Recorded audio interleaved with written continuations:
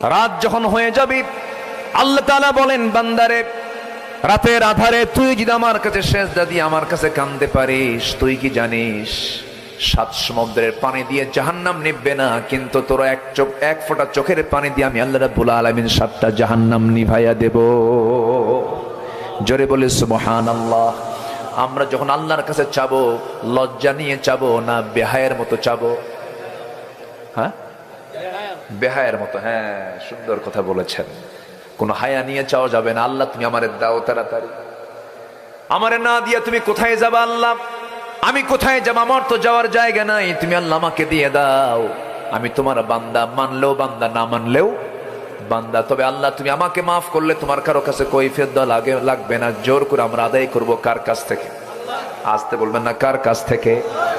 বান্দা যদি হারাম ছেড়ে দেয়, বান্দা যদি কবিরা গুনাহ ছেড়ে দেয়, আল্লাহ তাআলা ওয়াদা করছেন, ইন তাজতানিবু কাবাইরা মা তুনহাউনা আনহু নুকাফির আনহুম সাইয়্যাতিহিম ওয়া সাইয়্যাতিকুম ওয়া নুদখিলকুম মুদখালান কারীমা। জোরে বলুন আল্লাহু আকবার। তুমি যদি বড় বড় গুনাহগুলোকে ছেড়ে দাও, ছোট ছোট গুনার দিকে আমি আল্লাহ তাকাবই না, আমি তোমার ছোট্ট গুনাহগুলোকে সব মাফ করে আমি তোমাকে সম্মানজনক জান্নাত দিয়ে দেব। জোরে বলি সুবহানাল্লাহ। চ্যালেঞ্জ হলো, বড় কোনো গুনাহ জীবনে আনা যাবে না। আমার বন্ধুগণ, গুনাহ যদি হয়ে যায় তওবা করব কার কাছে? একজন মহিলা সাহাবীর কথা মনে হয়ে গেল, আমার নবীর সামনে চলে এলেন। নবীর সামনে এসে কাঁদতে কাঁদতে বলছেন, ইয়া রাসূলুল্লাহ, আমি বড় অপরাধ করে ফেলেছি। রাসূল বললেন, কি করেছো বলো? হুজুর জিনা করেছি। রাসূল বললেন, না তুমি জিনা করো নাই। না হুজুর, আমি জিনা করে ফেলেছি। আমার নবীজি বললেন, জিনা যে করেছো তার সাক্ষী কোথায়? হুজুরের সাক্ষীর তো প্রয়োজন না, আমি তো সাক্ষী, আমি নিজেই বলতেছি। রাসূল বললেন, জিনা যে করেছো, জিনার ফলে কোনো পেটে বাচ্চা আসছে নাকি? হ্যাঁ, বাচ্চা চলে আসছে।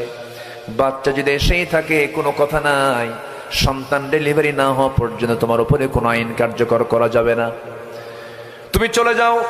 মহিলা বলছেন, বাঁচবো তার গ্যারান্টি কি? রাসূল বললেন, এমন গ্যারান্টি আমি দেবো কেমনে, তবে আমি তোমার জন্য দোয়া করে দিলাম, চলে যাও। মহিলা চলে গেলেন। ভরাক্রান্ত হৃদয় নিয়ে রাতের বেলা ঘুমাতে যান, ঘুম হয় না, সেজদায় পড়ে পড়ে কাঁদেন। কার কাছে? তওবা করেন কার কাছে? আল্লাহর কাছে। কাঁদতে কাঁদতে 9টা মাস পার হয়ে গেল, সন্তান ডেলিভারি হয়ে গেছে। 2 দিন 3 দিন 4 দিন পর নয়, মাত্র 1টা দিন পর ওই মহিলা করলেন কি, নবীর সামনে গিয়ে বলছেন, হুজুর সন্তান ডেলিভারি হয়ে গেছে, প্রসব হয়ে গেছে।